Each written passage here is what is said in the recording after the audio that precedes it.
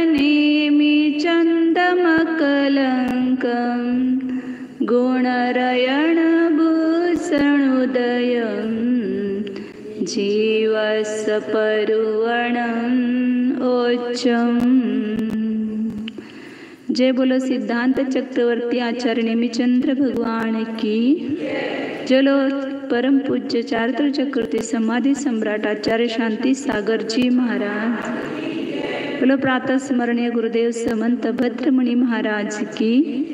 चलो परम पूज्य आचार्य प्रवरेक्षण सुंदर सागर जी महाराज। चलो परम पूज्य मम दीक्षा गुरु वात्सल्य सिंधु आचार्य सूर्य सागर जी महाराज की। नमस्कार वंदा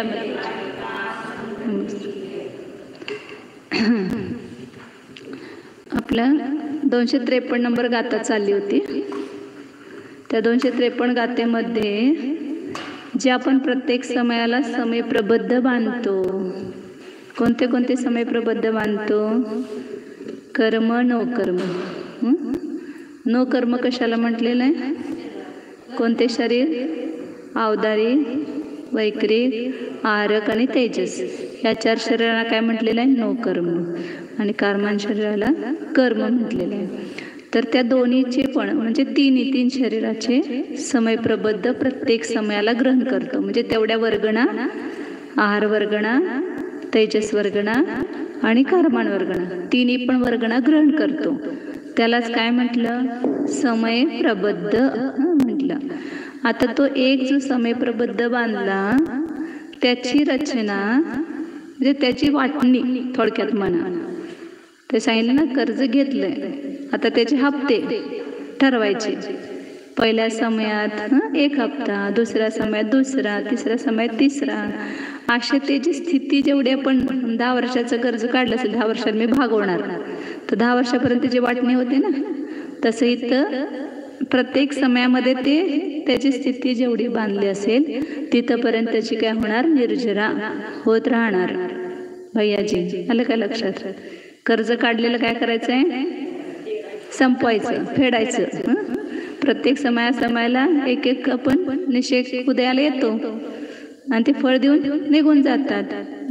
मग ते प्रत्येक समयाला किती येतात त्याचा हिशोब आहे। असं कसं पण नाही, जसं ते बँकेत हिशोब असतो ना, ते ठरलेले असते हप्ते, तसे इथं पण ठरलेले आहेत हप्ते। तर त्याची रचना कशी होते ती कोण करत नाही, आपोआप त्याच्यामध्ये ते सामर्थ्य आहे।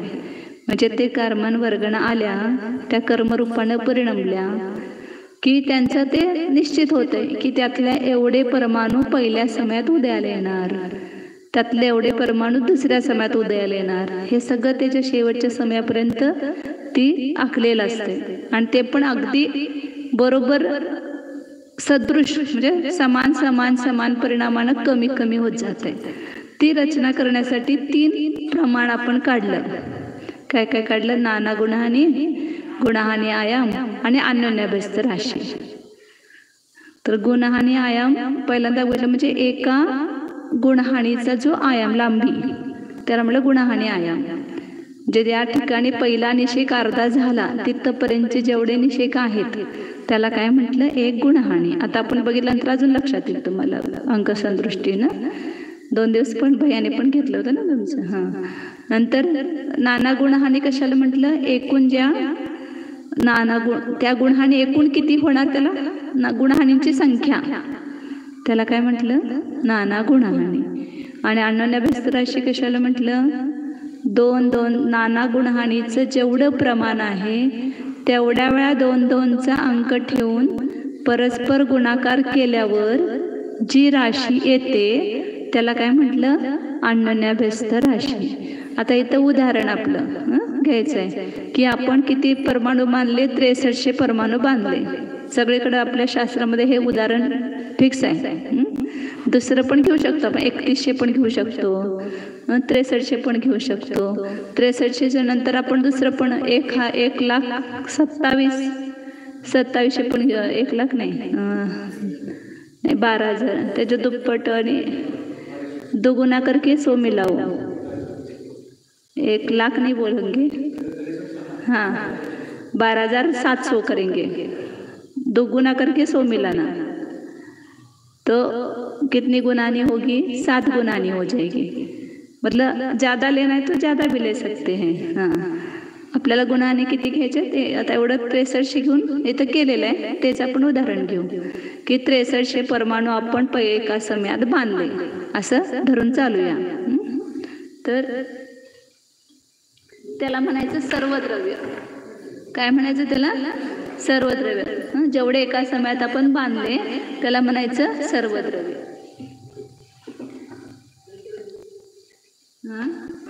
हे तुम्ही फळाला सरकवला, इकडं पाहिजे होता, असं देईल की आता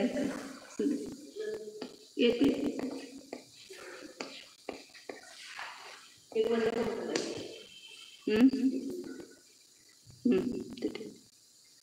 सर्व द्रव्य हे किती आहे?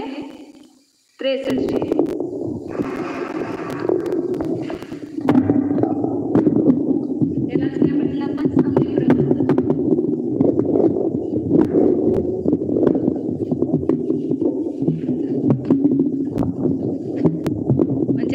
एका समयात एवढे परमाणू आपण बांधले, असं धरून चालू आपण।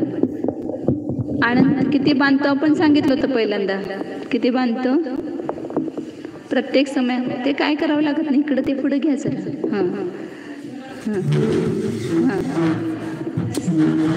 अभाव्य राशीच्या अनंत पट आणि सिद्ध राशीचा अनंतवा भाग एवढे परमाणू प्रत्येक समयाला काय करतो आपण बांधतो, त्यालाच काय म्हटलं? समयप्रबद्ध। म्हणजे एका समयप्रबद्धामध्ये एवढे परमाणू असतात। मग त्या परमाणूंची काय करायची? आता जेवढी स्थिती बांधलेली आहे तेवढ्या स्थितीमध्ये वाटणी करायची।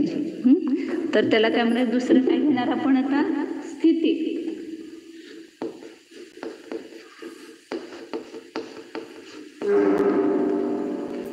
स्थिती घेतली आपण 48 समय। वास्तविक गणितामध्ये किती आहे स्थिती? कोडाकोडी सागर कर्मांची आणि औदारिक शरीराचे वगैरे जेवढं आपलं आयुष्य असते तेवढी त्याची स्थिती असते। ते पुढे आता विशेषता सांगणार आहे। पहिल्यांदा कर्मान शरीरावर घटवतात आणि मग औदारिक शरीराची जी विशेषता आहे ती पुढे सांगतात। कर्मान शरीरामध्ये स्थिती जी आपण कशाला अनुसरून बांधतो त्याला म्हणायचं स्थिती। आणि आता आपण परवा बघितलं, आपण काढलं गुण आणि आयाम।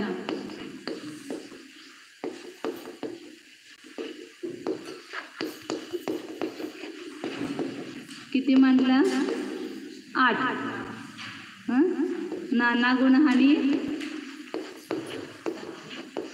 नाना गुणांनी किती आल्या? 6। आणि अन्योन्याभ्यस्त राशी म्हणजे 48ला आपण 8ने भागलं तर किती आले? 6। ते 6 गुणांनी होणार, म्हणजे त्यालाच नाना गुणांनी म्हणायचं। आणि अन्योन्याभ्यस्त राशी म्हणजे काय करायचं? नाना गुणानेचं जेवढं प्रमाण आहे तेवढ्या वेळेला 2 2चा तेवढं विलन करायचं, 2 2 ठेवायचं त्याच्यावर आणि त्याचा परस्पर गुणाकार करायचा। ते काय आले? अन्योन्याभ्यस्त राशी। किती आले? 2 2 दोन्ही 4 4 दोन्ही 8, बोला 16 दोन्ही 64। किती आले?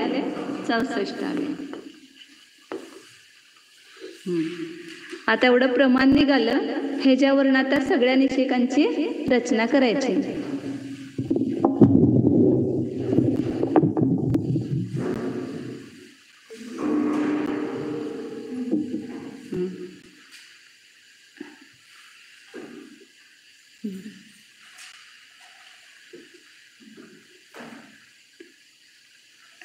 तर एक एक सूत्र बघायचं। पहिल्यांदा आता ह्याच्यामध्ये छे काढायचा। छे काढायचं म्हणजे काय करायचं? जसं अधकरणाचं वगैरे आपण गणित बघितलं होतं ना मागं गुणस्थानामध्ये, की प्रत्येक समयाला जेवढे प्रमाण वाढत जाते त्याला छे म्हटलं होता। तसं इथं जेवढं तुम्ही लिहिण्याच्या इकडे बघू नका, माझ्याकडे बघा, सगळं लिहिलेलं आहे तिथं। लक्षच देत नाही, मग ते मी बोललेलं सगळं व्यर्थच जाते। तिथे सगळं लिहिलेलं आहे। लिहिणं म्हणजे शिकणं नाही, समजून घेणं म्हणजे शिकणं आहे। समजून घ्यायचं काय काय काय, नंतर घरी काढायचं। जसं सांगितलंय ना तसं वहीमध्ये आपण घेऊन काढत बसायचं नंतर। मग काय सांगत होतो, चय काढायचा. चय म्हणजे काय प्रियंका? चय म्हणजे काय? जेवढ्या ह्याच्यानं समान जे परिमाण तेवढ्यानं कमी कमी होत जाते, त्याला काय म्हणायचं? चय. आता इथं निषेक, जसं आपण त्या आदरकरणामध्ये बघितलं होतं की प्रत्येक समयाला परिणामांची संख्या वाढत जाते, तसे इथं प्रत्येक निषेकामध्ये जी परमाणूंची संख्या आहे ती कमी होत जाते, समान संख्येनं कमी होत जाणार. तर ज्या संख्येनं कमी होत गेलं त्याला म्हणायचं चय. पहिल्या निषेकापेक्षा दुसऱ्यामध्ये किती कमी, दुसऱ्यापेक्षा तिसऱ्यामध्ये किती कमी, त्याला म्हणायचं चय. तो चय काढायचा पहिल्यांदा. तर चय काढायचं सूत्र सांगितलंय की सर्व द्रव्याला काय करायचं, त्याचे जे हे आहे गुण आणि आयाम त्यानं भागायचं. नाही, पहिल्यांदा हे काढायचं राहिलं. थांबा एक मिनिट. पहिल्यांदा एकेका गुणहानीचं द्रव्य काढायचं आहे अगोदर, त्याच्याशिवाय पुढचं चय काढता येणार नाही. तर 63 एकूण सगळ्याचं मिळून परिणाम. सूत्र सांगते अगोदर. सर्व द्रव्य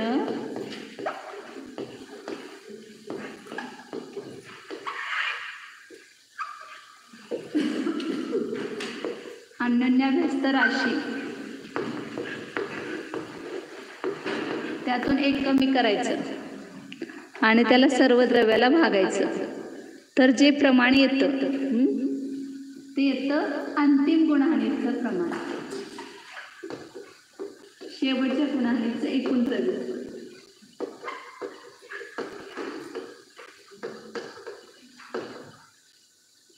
सर्व द्रव्याला एक कमी अनन्याभ्यस्त राशीनं भागलं. हे अनन्याभ्यस्त राशी काढली. कशाला म्हटलं अनन्याभ्यस्त राशी? प्रियंका, जेवढ्या वेळा जे नाना गुणहानीचं प्रमाण आहे तेवढ्या वेळा 2-2चा अंक ठेवून परस्पर गुणल्यावर जी संख्या येते त्याला काय म्हणायचं? नाना गुणहानी. मग त्या नाना गुणहानी जेवढ्या तेवढ्या वेळा 2-2चा अंक ठेवून गुणला परस्पर, तर काय येणार? अनन्याभ्यस्त राशी.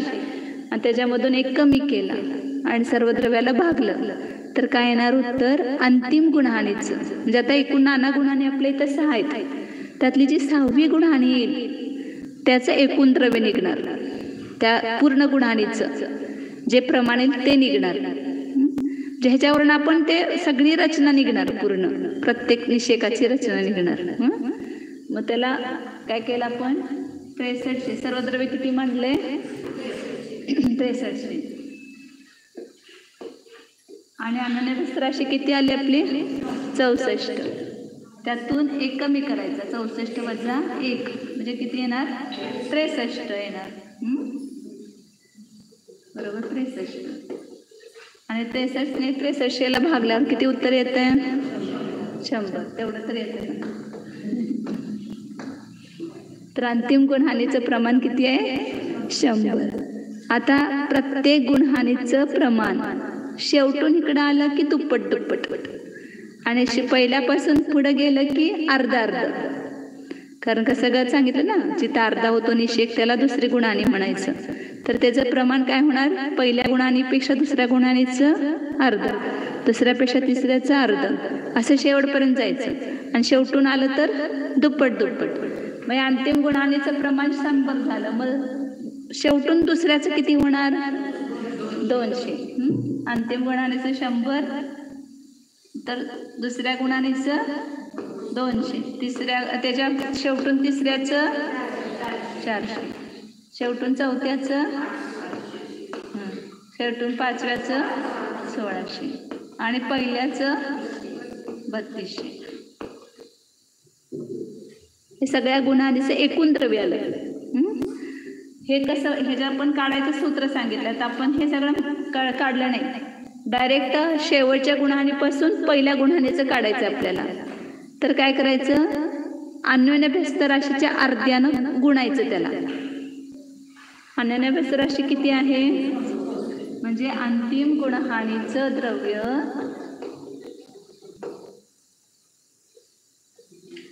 गुणहानी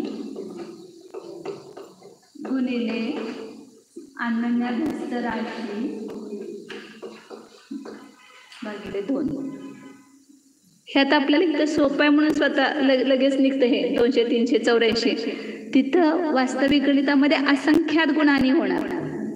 मग असंख्यात कुठं आपण दुप्पट करत येणार. मग त्याच्यावरनं ते ह्या सूत्रानं त्याचं प्रमाण काढतात की जे अंतम गुणहानीचं आलेलं असेल त्याला काय करायचं, अनन्यभ्यस्त राशीच्या अर्ध्यानं गुणायचं. अंतिम गुणहानीचं किती आहे पुढे लिहिते, दिसते का त्याचं पण 100 गुणिले 64 भागिले 2.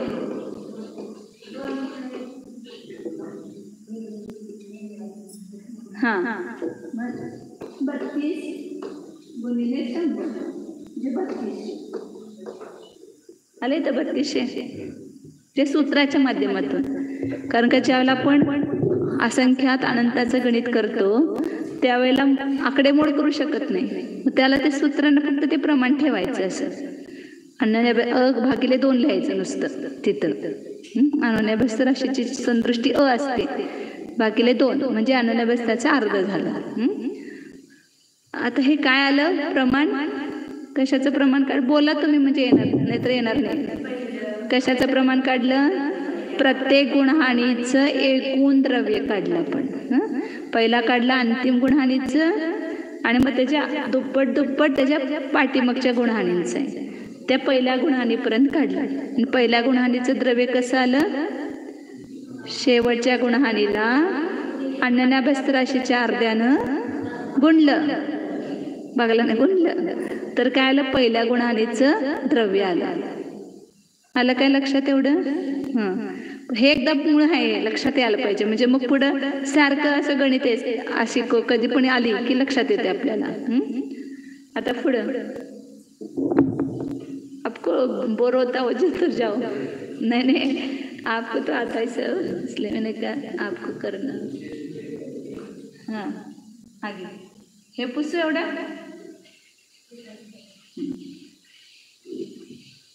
सगळं तुमच्या नोट्समध्ये काढलेलं तुम्हाला सगळं लिहिलेलं आहे तर समजून घ्या.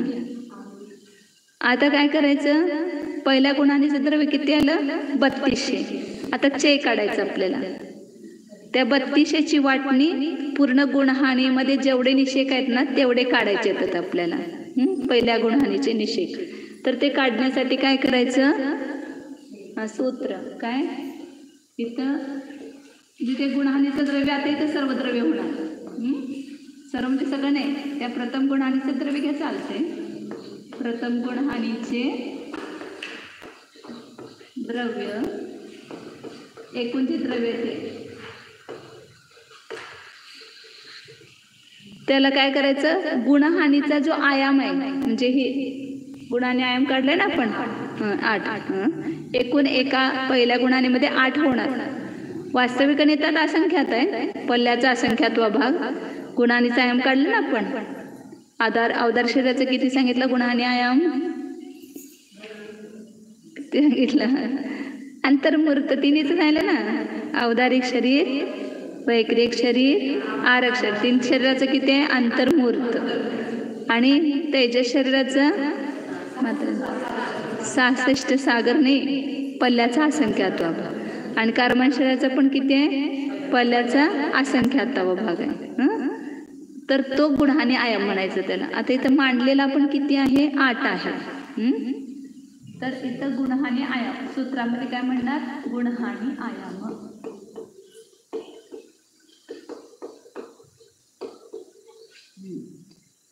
भागलांतर काय येते मध्यम धन येते, मध्यम धन म्हणजे त्या सगळ्या निषेकाच्या मधली संख्या येते, मध्यम धन म्हणतात त्याला. आता त्याच्या पुन्हा मध्यम धनाला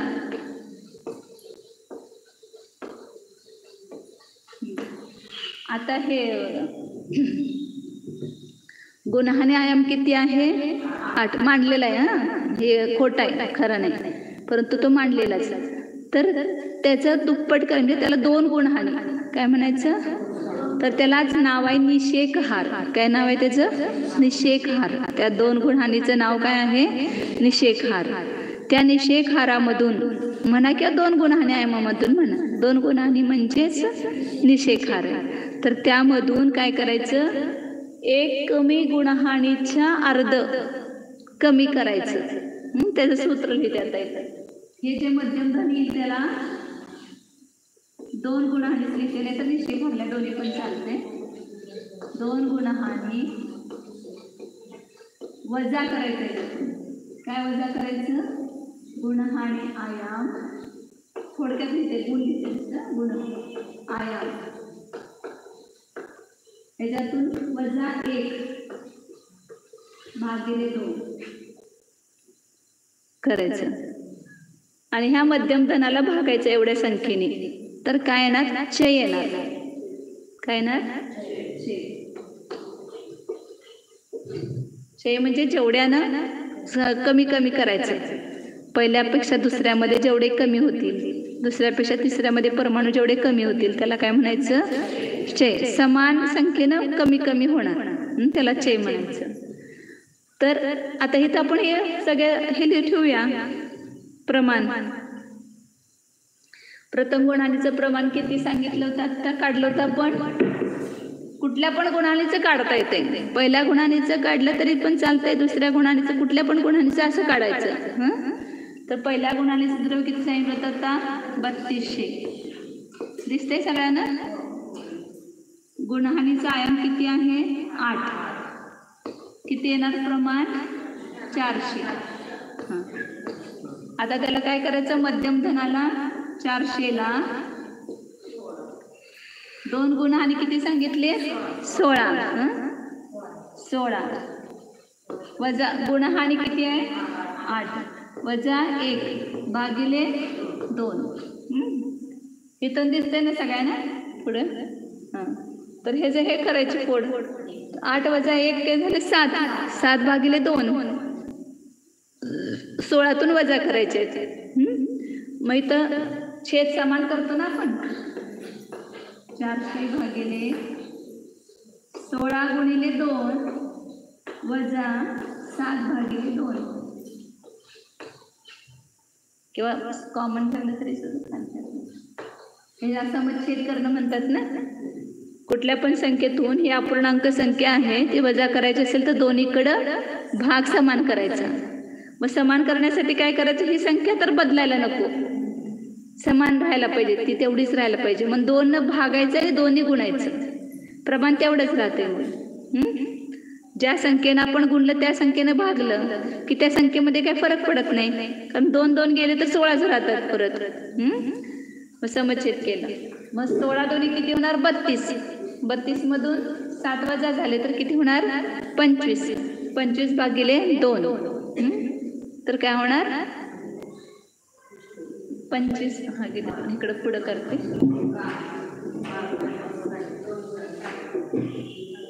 400 भागिले 25 भागिले 2. आता भागाराचा भागार आहे, मग 2 काय होणार,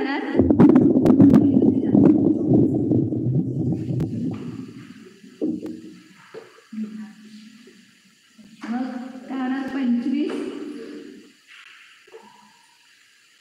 1 25 आणि 25 × 150, 16 दोन्ही 32 काय झाला, चय आला. प्रथम गुणहानीचा चय 32 आला. आता ह्याच जागेला प्रत्येक गुणहानीचं द्रव्य ठेवा. 32 आहे तिथं काय ठेवणार आपण, 1600. बाकी सगळं तसंच होणार गणित. मग फरक काय पडणार, इथं आपण 32च्या ठिकाणी 1600 ठेवलं तर काय होणार, चय निम्मा येणार. भाज्य राशी अर्धी झाली की उत्तर पण अर्ध होणार. मग दुसऱ्या गुणहानीचं चय किती येणार, 16. असं काढून बघा तुम्ही नंतर, आता नाही, घरी गेल्यावर. तिसऱ्या गुणहानीचा 800 धन आहे, मग त्याचं चय किती येणार, 8 येणार. सगळं अर्ध अर्ध होत जाणार. मग चौथ्या गुणहानीचं 4 होणार, 5व्या गुणहानीचं 2 आणि 6व्या गुणहानीचं 1. अर्धा अर्धा चय. इथं सगळं गणित अर्ध अर्ध आहे. प्रत्येक सर्व द्रव्य पण काय होत गेलं, अर्ध अर्ध. प्रत्येक चय पण काय होत गेला, अर्धा अर्धा. आता चय काढला आपण.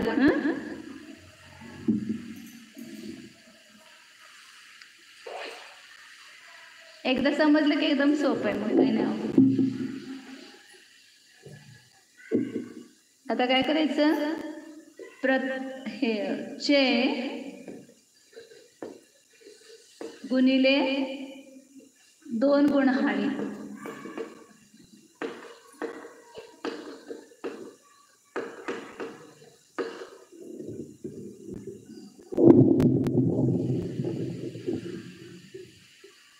चे गुणिले 2 गुणहाणी बरोबर प्रथम निषेक.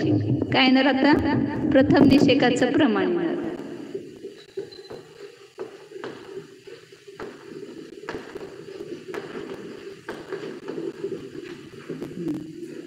चे आता किती काढला आपण, 16. हा 32 काढला पहिली गुणहाणी.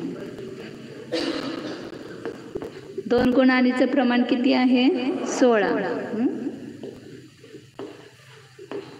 किती प्रमाण आहे, 16 दोन्ही 32, 3, 16 त्रिक 48 आणि 3 51.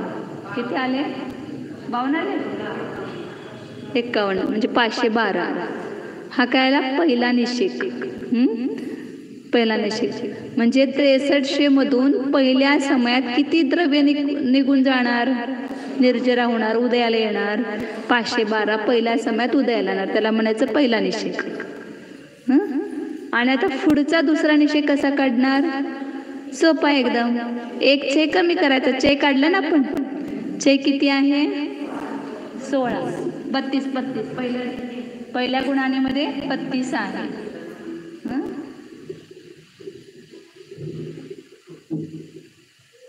512 32 कमी केले तर किती येणार, 480. 480 मधून 32 कमी करा.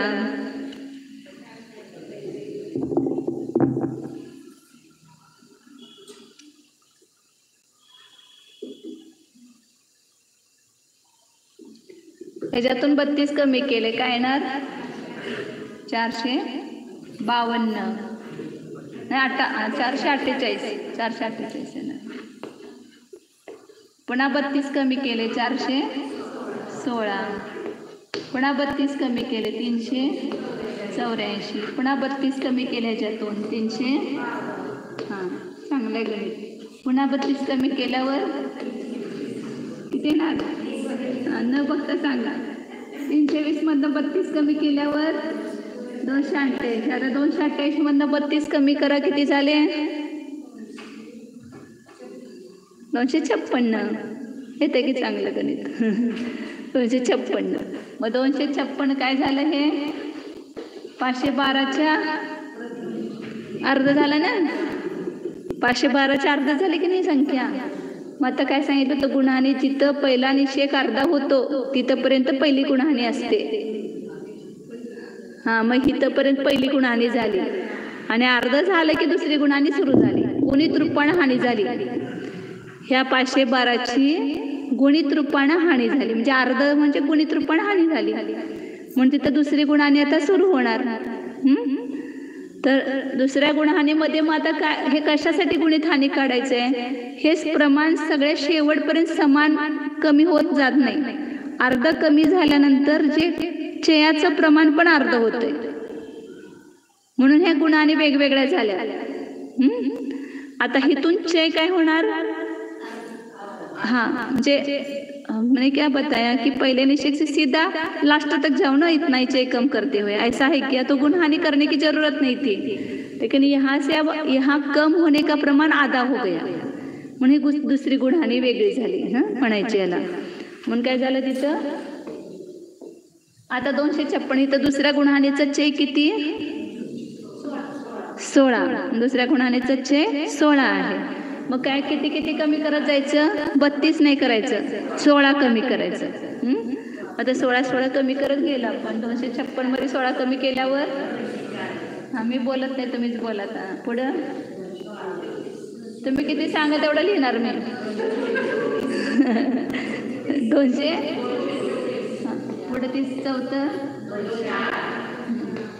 पुढं न बघता सांगा. पुढं 176. पुन्हा 16 कमी झाल्यावर पुन्हा 16 कमी झाल्यावर 144. पुन्हा 16 कमी झाल्यावर 128. 44. 14 आणि 4 इकडं 2 कमी करायचं. 14 कमी केलं की 130 झाले आणि 2 कमी केले की 28. कधी पण कमी करायचं अशी युक्तीनं करायचं. म्हणजे आपण कमी करत असताना एकदम आपल्याला 18 16 कमी करायचं असं की आपल्याला असं वाटते कसं कमी करायचं, अशी संख्या कमी करत जायची. म्हणजे किती झालं इथं 128. म्हणजे प्रमाण किती आलं 256च्या झालं का अर्ध. बरोबर अर्ध प्रमाणे जाणार ना. प्रत्येक गुणहानिमुचं जे प्रमाण आहे पहिला निषेकाचं प्रमाण ते बरोबर अर्ध होत जाणार. आता तिसऱ्या गुणहानीचा चेक किती आहे 8 आहे. 8. मग किती कमी होणार. आता इथे किती येणार 120. पुढं हां पुढं 108 आहे ना. 104. 96. पुन्हा 8 कमी केल्यावर 88. पुन्हा 8 कमी झाल्यावर 72 मधनं 8 कमी झाल्यावर 64. 128 अर्ध आलं का 64. बरोबर, कारण समान संख्येनं अर्ध होत गेले ना, त्यामुळे ते 8 गेले की बरोबर तिथं अर्ध होणारच. आता इथं किती कमी करायचे 4 कमी करायचे.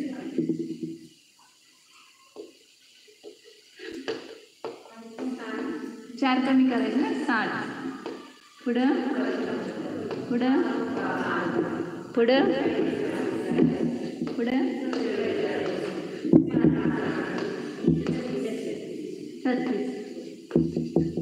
पुढं 32. मग आता किती कमी करायचं 2 3.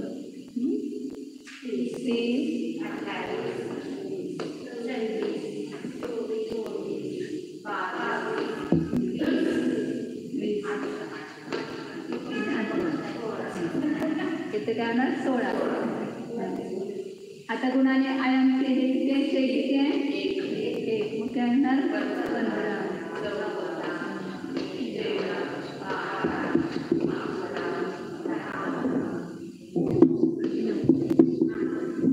आठाने काय घ्यायचं का संपलं की आता. हां तर हे काय निघालं निषेकांचं प्रमाण. जे आपण 48 स्थिती मांडली, आता ती आबाधा सोडून त्याला काय समजायचं अकारमान शरीराचं काढतं, तर त्याला काय असते कारमान शरीराला आबाधा म्हणजे जोपर्यंत त्याचा उदय येण्यासाठी बाधा आहे. कर्मबंध केल्यानंतर लगेच उदयाला येत नाही, मध्ये गॅप जातोय आणि मग उदयाला येते, त्यालाच आबाधा म्हणायचं. जे आपण बांधलेले समय प्रबद्ध आहे त्यातलं उदयाला येण्याला जिथं बाधा आहे सगळीकडून त्याला म्हणायचं आबाधा. म्हणजे तेवढी स्थिती सोडून मग काय होते तिथं ही निषेक रचना होते. जसं आता उदाहरण 63 परमाणू आपण बांधले समजा, उदाहरण बांधल्यानंतर उदाहरण तर त्याची स्थिती घ्या 52 समय बांधली. किती समय बांधली 52 आणि त्याची 4 समय आबाधा. मग त्या 4 समयात एक पण परमाणू काय होणार नाही निर्जरा होणार नाही, उदयाला येणार नाही. जे आता आपण बघतो की नाही ह्या भवात बांधलं, पुढच्या भवात कुठल्या तर पुढच्या भवात मग उदयाला सुरुवात होते. कारण का तिथं आता सगळं पुढे येणार तुमचं आबाधा किती काय किती, तर तिथं 70 कोडाकुडी सागर कारमान शरीराची जेवढ्या पण स्थिती बांधली असेल त्या स्थितीला अनुसरून त्याची आबाधा असते. जास्त स्थिती बांधली तर जास्त आबाधा असते, कमी स्थिती बांधली तर त्याची आबाधा कमी असते. बंद करू नका म्हणा त्यांना. तर ती आबाधा संपल्यानंतर मग त्या समय प्रबद्धातले निषेक उदयाला यायला सुरुवात होते. मग हा जो पहिला निषेक आला ना तो आबाधा गेल्यानंतरचा पहिला निषेक आहे. म्हणून त्याची अशी रचना करतात निषेक रचना.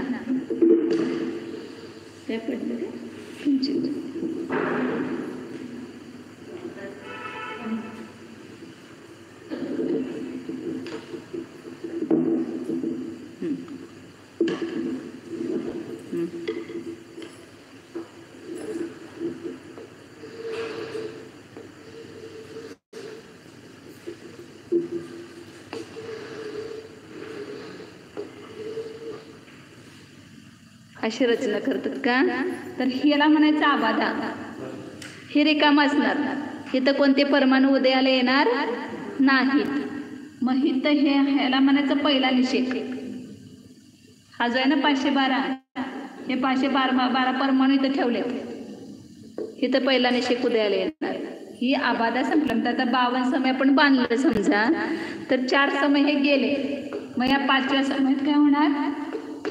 हे 512 परमाणू उदयाला येणार. 6व्या समयात किती उदयाला येणार? 480. म्हणजे बंद केल्यापासून हा 5वा आणि 6वा समय, आणि उदयाला सुरुवात केल्यापासून हा पहिला दुसरा समय म्हणणार आपण. उन्हाळीचा पहिला समय, दुसरा समय असं म्हणणार. अशा प्रकारे हे शेवटपर्यंत हे 48 समय हे शेवटी आहेत. इथं किती उदय येणार? 9 उदय येणार. हे आता असे वेगवेगळे गुणहाने काढले, परंतु ही पूर्ण लांब लाईन आहे समजायची. म्हणजे आता 512 इथं 480, इथं 448, 416, 384, 352 असं करत करत करत इथं शेवटपर्यंत 9ला यायचं. इथं 48व्या समयामध्ये 9 येणार. जे 48 समयाचे लांबच काढायचे. हे वरच रचना समजायची. ही इकडं इकडं लिहिलं मी तरी सुद्धा हे वर आहे म्हणून समजायचं, ऊर्ध्व रचना. तर आता इथं काय चाललं होतं सांगत होते मी वेगळं. तर पहिल्या समयात हा पहिला निषेक ह्यातला उदयाला येणार. दुसऱ्या समयात दुसरा, तिसऱ्या समयात तिसरा, असं ओळीने एक एक निषेक ह्यातले उदयाला येऊन शेवटी ज्यावेळेला स्थिती संपते ना, त्यावेळेला हा 9वा निषेक काय होणार? उदयाला येणार. आणि तो समय प्रबद्ध संपणार. आपण जो बांधला होता तो समय प्रबद्ध संपणार. परंतु दुसऱ्या समयात आणि आपण बांधलाच ना, काय एका समयात बांधलं संपलं? प्रत्येक समयात बांधणं चालू आहे. मग दुसऱ्या समयात बांधणार, त्याची पण अशीच रचना होणार. मग त्याचे पण जेवढी स्थिती बांधलेली असेल त्याला अनुसरून रचना होणार. किती आपण स्थिती बांधतो तेवढ्या स्थितीमध्ये जे बांधलेले परमाणू आहेत ते विभागले जातात. ते आपोआप ऑटोमॅटिक सगळं कॉम्प्युटर आहे कर्माचं. कोण त्याला शिकवत नाही, कोण त्याला सांगत नाही, कोण त्याला करत नाही. ऑटोमॅटिक एवढे परमाणू इथं उदयाला येणार. एवढे परमाणू, त्यातल्या पण ज्या परमाणूमध्ये योग्यता असेल तेच परमाणू. 512 कुठले घ्यायचे? तर ज्या परमाणूमध्ये तिथं उदयाला येण्याची योग्यता आहे ते परमाणू तिथं उदयाला येणार. परंतु ऑटोमॅटिक आणि तेवढे समान कमी संख्येनं उदयाला येत जाणार. असं कसं पण येणार नाहीत उदयाला. म्हणजे ज्याला आपण मानतो त्याला हे समय प्रबद्धाची रचना अशा प्रकारे होते. आता त्याच्यामध्ये पण पहिलं आपण निषेक काढला. आता मी हे सगळं जाऊन प्रॅक्टिकल एकदा करायचं संध्याकाळी घरी. हे जसं काढलं ना, पूर्ण सर्व द्रव्य घेतलं, त्याच्यातून अंतिम गणहानीचं कसं काढलं हे न बघता आपण कागद घेऊन जसं गणित सोडवतो ना एकदा पद्धत कळाल्यानंतर, तसे पूर्ण निषेक रचना आपल्या मनानं काढायची. मग त्यातलं जे सूत्र, ती सूत्र सगळी बघून हे करा. आणि आता ह्या पहिल्या निषेकापासून आता आपल्याला अंतिम निषेक एकदम काढायचं आहे. हे सगळं आपल्याला छोटं छोटं गणित आहे म्हणून आपल्याला एकदम आपण 32 कमी करत गेलो आणि सांगितलं. परंतु अलौकिक गणितामध्ये काय असतं? असंख्य अनंत परमाणू आहेत आणि त्या अनंताचा चय आहे. चय सुद्धा किती आहे? अनंत परमाणूचाच आहे. अनंतानं संख्या कमी होत जाते. मग आता इथं ह्या शेवटच्या निषेकामध्ये किती आहे ते कसं काढायचं? तर ते सूत्र मग असे जसं सांगितलं तसं सूत्रानं काढायचं की आता पहिल्या निषेकापासून शेवटचा निषेक आहे हा त्या गुणहानीचा, त्याचं प्रमाण कसं येणार? तर सांगितलं तिथं की प्रथम निषेक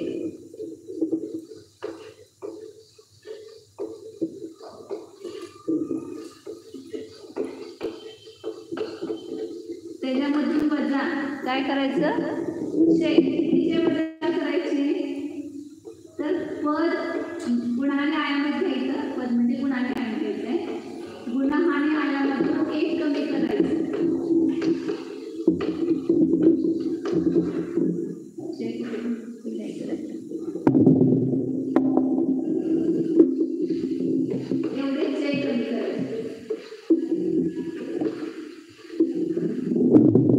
कमी गुणहानी आयाम प्रमाण चय काय करायचे? पहिल्या निषेकातून कमी करायचे. कारण का?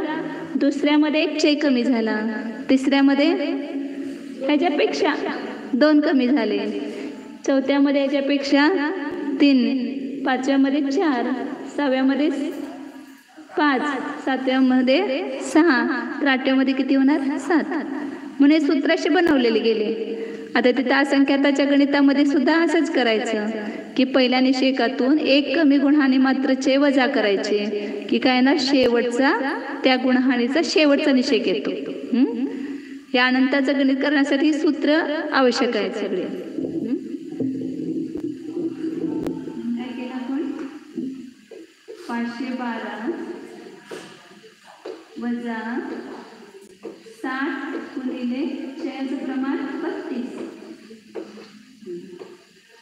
512 वजा 7 दुनी 14, 1, 7 ते 21 आणि 2 ते 24 कमी केले. 12तून 4 गेले 8, आजचा 1, 11तून 3 गेले 8, 9 कसे येणार 8, आजचा 1, 5तून 3 गेले उरले 2, त्याला 288. 288 प्रमाणाला हे काय आले हे कशाचं लिहिलं होतं अंतिम त्या गुणहानीचा अंतिम निषेध.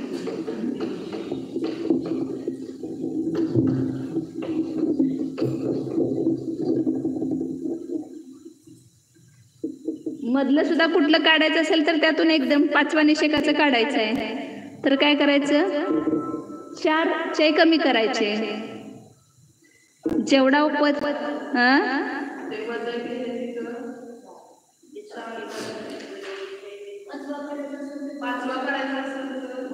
हा तेच की पद -1 करायचं आणि ते चय करायचं. 5वं गच्छ आहे ना तिथं 5वं काढायचं तर त्यातून 1 कमी करायचं आणि चयाने गुणायचं आणि तेवढे कमी करायचे.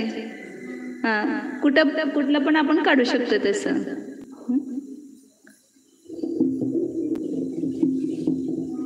झालं. हेच आता सगळं पूर्ण अर्थसंतुष्टीने सांगितलंय, परंतु मी तुम्हाला जास्त अवघड होईल म्हणून ते सांगत नाही. तुम्हाला पाहिजे असेल तर सांगते, नाही तर तुम्ही स्वतःहून ज्यांना आवड असेल त्यांनी नोट्समध्ये सगळं सोडवलेलं आहे. फक्त काय नाही, तिथे त्याची सूत्र आहेत ना तिथं ती संदृष्टी घालायची असते. फक्त ह्याच्यापेक्षा सोपं असते. अर्थसंतुष्टी उलट काय आहे, अंकसंतुष्टीपेक्षा सोपी असते. कारण तिथं करायचं काही नाही, तिथं चिन्ह ठेवायची नुसती. एक नुसतं उदाहरण दाखवते तुम्हाला. पहिलं आपण काय केलं होतं, नुसतं सगळं नाही सांगत, जे कोणाला जर आवड असेल तर ते आपण स्वतः करू शकतात ना, म्हणून थोडं सांगते फक्त.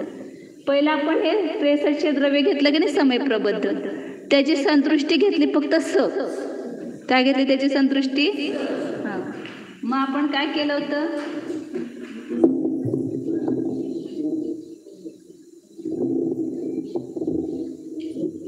सर्व द्रव्याला काय केलं होतं, 1 कमी अनन्याभ्यस्त राशीने भागलं होतं. तर खाली काय करायचं, म्हणजे अनन्याभ्यस्त राशी, त्यातून 1 कमी करायचं म्हणजे डोक्यावर 1 लिहायचं, अर्ध हे टोपी त्याचे चिन्ह आहे कमीच, त्याला भागलं आपण. तर समय प्रबद्धाला 1 कमी अनन्याभ्यस्त राशीने भागलं. हे कशाचं प्रमाण आलं, अंतिम गुणहानीचं प्रमाण आलं. 100 आले ते की नाही आपले, 63 ला आपण 63 ने भागलं होतं तर 100 आले होते. तर हेच अंतिम गुणहानीचं प्रमाण झालं. आणि आता ह्याला काय केलं होतं आपण, अनन्याभ्यस्त राशीच्या अर्ध्यानं गुणलं तर पहिल्या गुणहानीचं आलं द्रव्य. अनन्याभ्यस्त राशी भागिले 2 गुणायचं आहे म्हणून समोर ठेवलं. हे काय आलं, पहिल्या गुणहानीचं द्रव्य आलं. पाठीमागच्या गुणहानीचं काढायचं असेल तर 2 नुसतं भागत जायचं. आणि आता एकदम पहिल्या गुणहानीचं काढायचं आपल्याला म्हटल्यावर अनन्याभ्यस्त राशीच्या अर्ध्यानं गुणायचं. हे पहिल्या गुणहानीचं द्रव्य आलं. आता ह्याला काय करायचं, आपण हे केलं होतं ना मध्यम धन काढायसाठी, गुणहानी आयामानं भागलं होतं, 8 ने भागलं होतं. तर ते फक्त असं ठेवायचं, गुणहानी आयाम, गुणहानीची संतुष्टी इथं गु घेतलेली अशी. आणि त्याला काय करायचं, पुन्हा 2 गुणहानीतून 1 कमी गुणहानीच्या अर्धा वजा करायचं. तर त्याचं प्रमाण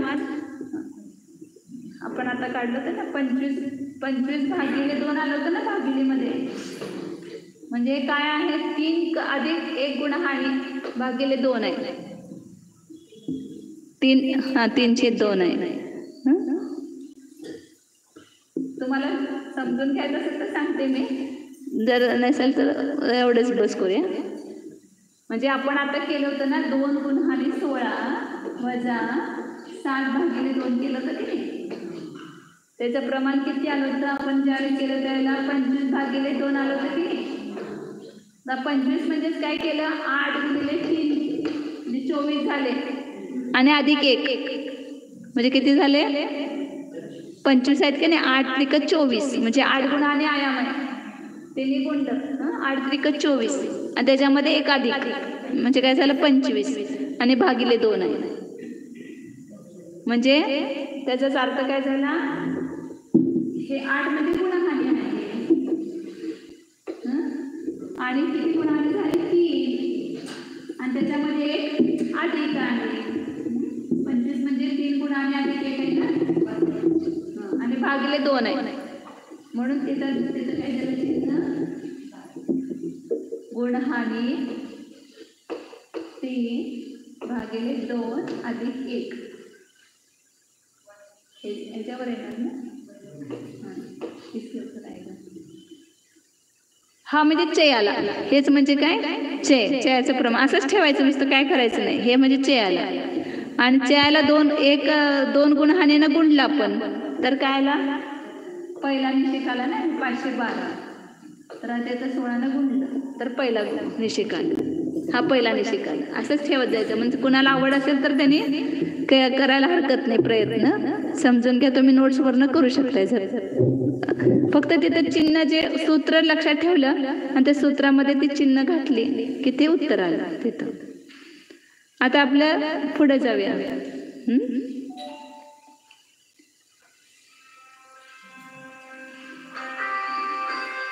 254 नंबरची गाथा आहे. वेळ पण झाला तर तेवढं एक घेऊया नुसतं 5 मिनिटं. आता प्रत्येक समयाला किती बंद होतो, किती उदय येतो आणि किती सत्व, तीन गोष्टी आहेत बघा. बंद म्हणजे आपण ग्रहण केल्या समय प्रबद्ध त्याला म्हणायचं बंद केला. त्यातलं उदय एक निषेकाचा असं जी रचना झाली त्याचं काय होणार, एक निषेकाचा उदय येत जाणार, तो उदय झाला. आणि उदय येऊन राहिलं किती सत्तेमध्ये. आता हा समय प्रबोधातला हा एकच उदय आला एका समयात, बाकी सगळं काय आहे सत्तेमध्ये शिल्लक आहे. त्याला म्हणायचं सत्व. दुसऱ्या समयात मग दुसरं येईल, मग हे दोन्ही सोडले की बाकी सगळं सत्तेमध्ये. तिसऱ्या समयात ती सोडले की बाकी सगळं सत्तेमध्ये. असं प्रत्येक समय प्रबद्ध होत जाणार. हा एका समय प्रबद्धाचं दाखवलं. दुसऱ्या समयात दुसरा समय प्रबद्ध बांधणार आपण, त्यातलं पण असं होणार, एक उदयाला येणार बाकी सगळं सत्तेमध्ये राहणार. तिसऱ्या समयात पुन्हा आपण तिसरा समय प्रबद्ध बांधणार, त्याचं सुद्धा काय होणार, प्रत्येक समयाला एक निषेक उदयाला येणार. म्हणून परवा एक नियम सांगितलं तुम्हाला, अनेक समयात बांधलेलं एका समयात उदयाला येतं आणि एका समयात बांधलेलं अनेक समयामध्ये उदयाला येतं. तर आपण एका समयात बांधलं 6300, ते किती समयात उदयाला आलं, 48 समयामध्ये उदाहरणासाठी. आणि आता 48 समयात जे बांधलेलं असेल एक समय प्रबद्ध आपण वेगळा वेगळा, त्यातला एक निषेक घेऊन काय होणार, तो उदयाला येणार. तेच इथं सांगतायत आता, किती बंद होतो, किती उदय येतो आणि किती सत्तेमध्ये राहतं ते सांगतात प्रमाण. 254 नंबरची गाथा आहे. एकम समय पबद्धम बंधदे एकम उदेदि चरिमम्मी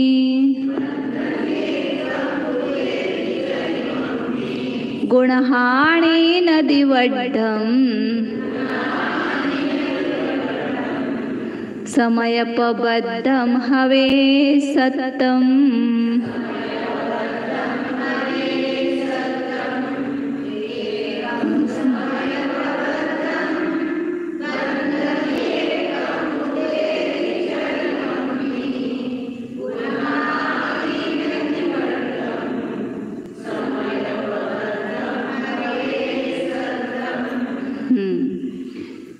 एका समयामध्ये एका समय प्रबद्धाचा काय होतो, बंध होतो. प्रत्येक समयामध्ये जेवढं बांधलं त्याला समय प्रबद्ध म्हटलंय. म्हणून किती समय प्रबद्धाचा बंध होतो, एका समय प्रबद्धाचा बंध होतो. प्रत्येक समयामध्ये होणार, असं एक सुद्धा समय जाणार नाही. ध्यान करा, झोपा, जेव्हा काय पण करा, काय होणार, बंद तिथं होणारच. कशाच्या निमित्तानं बंद होतो, योगाच्या निमित्तानं. योग चालू आहे ना 13व्या गुणस्थानापर्यंत, त्याच्या निमित्तानं सतत बंद चालू आहे. आणि एकम समय प्रबद्धम चरिम उदयदी, एक समय प्रबद्धाचा काय होतो, उदय येतो. आता म्हणजे एक समय प्रबद्ध, ह्या एका समय प्रबद्धातलं पहिल्या समयात किती उदयाला येणार, 512. दुसऱ्या समयात किती येणार, 448. परंतु हा एक निषेध झाला, ह्यातला एका समय प्रबद्धातलं एवढं प्रमाण झालं. परंतु एका समयात जो उदय येतो ते 48 समयात आपण जे 48 समय प्रबद्ध बांधले उदाहरणासाठी, तर त्या प्रत्येक 48 समय प्रबद्धातला एक एक निषेध घ्यायचा. म्हणजे आता उदाहरणार्थ तर हे उद्याच घेतो, कारण थोडंसं विस्तारानं सांगितलं म्हणजे लक्षात येईल. म्हणजे प्रत्येकातला एक एक घेतला. आता 512 एका समय प्रबद्धात घेतलं, त्याच्या अगोदरच्या समयात आपण जे बांधलंय त्यातलं दुसरा येणार, त्याच्या अगोदरच्या समयात बांधलंय त्याचा तिसरा, त्याच्या अगोदरच्या समय प्रबद्धातला तर त्याचे हे 3 येऊन गेलेत, आता 4था शिल्लक आहे. असं 48 मधला एक एक एक एक निषेध घेऊन जोडल्यानंतर सगळं मिळून किती होणार, परत 63 होणार. परंतु ते 63 एका समयात बांधलेलं नाही आहेत, अनेक समयात आपण बांधलेलं आहे. त्यातलं प्रत्येकातला एक एक एक एक एक निषेध घेऊन जोडला आपण तर किती होणार, तो एक समय प्रबद्ध प्रमाण. सामान्य गणित आहे. पुन्हा आता गुणश्रेणी निर्जरा वगैरे करतो त्याला एकदम असंख्यात समय प्रबद्ध उदयाला येतात. परंतु सामान्य लौकिक आपल्या जीवनामध्ये एका समय प्रबद्धाचं बंध जेवढं बांधतो तेवढं उदयाला आपल्याला येतं. आणि मग शिल्लक किती राहते, आता मला सगळं बांधलेलं आणि सगळे उदयाला आलं, शिल्लक काय असणार. आता प्रत्येक समय प्रबद्धात आता एक एक निषेध घेतलाय, मग बाकीचे सगळे शिल्लक आहेत का नाही त्याचे, तर किती शिल्लक आहेत, सगळं मोठं गणित करायचं आपल्याला त्याचं. प्रत्येक समय प्रबद्धातलं किती किती शिल्लक आहे ना, त्याचं आता पुढे 258 नंबरच्या गाथेमध्ये पूर्ण जोड येणार आहे. अंकगणितानंच घेऊ आपण फक्त त्यावेळेला. तर त्याचं प्रमाण सांगतात, काही कमी 1.5 गुण हानी गुणित समय प्रबद्ध सत्तेमध्ये असतं. किती असते,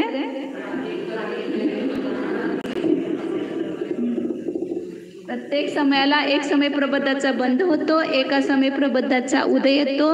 आणि शिल्लक किती राहतं, बँक बॅलन्स आहे ना. प्रत्येक समयाला तुम्ही कमाई केली, शिल्लक राहिलेलं नेऊन ठेवलं आणि खर्च लागल तसं काढलं त्यातलं, तरी पण त्याच्यामध्ये शिल्लक असतंय की नाही. तर तसं इथं काही कमी 1.5 गुण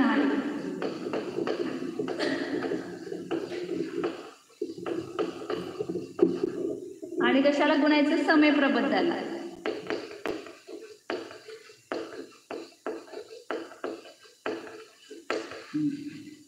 तसं आता समय प्रबद्ध 63 आहे उदाहरणार्थ. आणि 1.5 गुण हानी किती होते, 1 गुण हानी म्हणजे किती आहे, 8, आणि त्याचा 1.5 पट करा म्हणजे किती होणार, 12. म्हणून याचं संदृष्टी अशी लिहितात, समय प्रबद्धाची संदृष्टी 12ची संदृष्टी 1.5 गुणांची संदृष्टी 12 आणि काही कमी एवढं सत्तेमध्ये असतं. आता तिथं जास्त उत्कृष्ट द्रव्य दाखवण्यासाठी समय प्रबद्ध मोठा काढण्यासाठी असंख्यात गुणित करतात त्यांना. समय प्रबद्ध 2 प्रकारचे, एक छोटा आणि मोठा. सगळ्यात छोट्यासाठी फक्त स लिहितात आणि मोठा दाखवायचा असेल तर त्याला असंख्यातानं गुणतात. एवढं सत्तेमध्ये असते. प्रत्येक आपल्या जवळ स्टॉक मध्ये एवढं आहे, प्रत्येकांच्या जवळ आहे, कुणाजवळ नाही असं नाही. कर्माचा बॅरेल रिकाम नाही आहे, कर्माच्या बॅरेल मध्ये एवढं धन साठलेलं आहे. काही कमी 1.5 गुणाने, 1.5 गुणाने म्हणजे एवढी गुणाने झाली 1.5. परंतु किती समय प्रबद्ध, तेवढे समय प्रबद्ध घ्यायचे. दीड गुणाने गुणित एका समय प्रबद्धाला दीड गुणाने गुणायचं. जसं आता हे 63 गुणिले 12 घेतलं तर 12 0 0 12 0 0 12 त्रिक 48 अच्छा 4 12 संक 72 आणि 4 76. चुकलं काय? 12 0 0 12 0 0 12 त्रिक 36 12 त्रिक 36 75,600 येते ना. हां ते माझं काय ते चुकलं. 3 हातचा 12 त्रिक 72 आणि 3 75 चुकलं ते 75,600 एवढे बांधले 6300. परंतु उदय पण आला 6300चा, परंतु सत्तेमध्ये किती राहिले? 75,600. परंतु त्यातलं काही कमी येतंय उत्तर.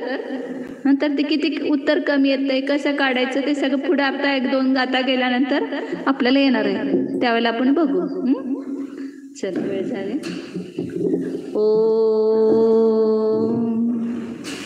जाना हा मी शुद्ध चैतन्यमय जीवच आहे, ज्ञान दर्शन संपन्न आहे, त्रिलोकीनाथ आहे. पहा या शरीरामध्ये कोण आहे? त्रिलोकीनाथ आहे. 3 लोकांमध्ये सर्वात उत्कृष्ट हा आपला शुद्ध आत्मा आहे. यामध्ये 3 लोकांचा नाथ होण्याचे सामर्थ्य आहे.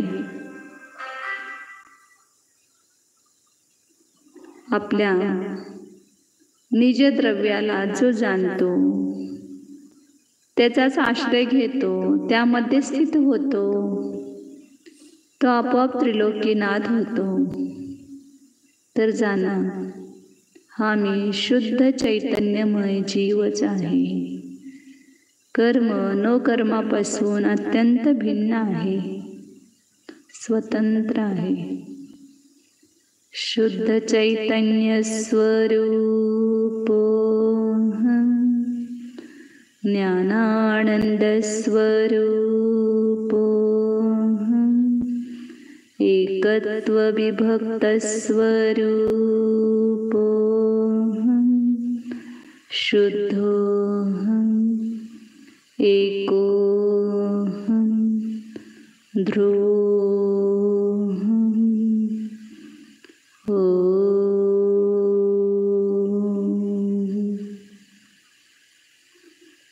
विसर्जन. नमो अरिहंताय, नमो सिद्धानं, नमो ओवज्झाय.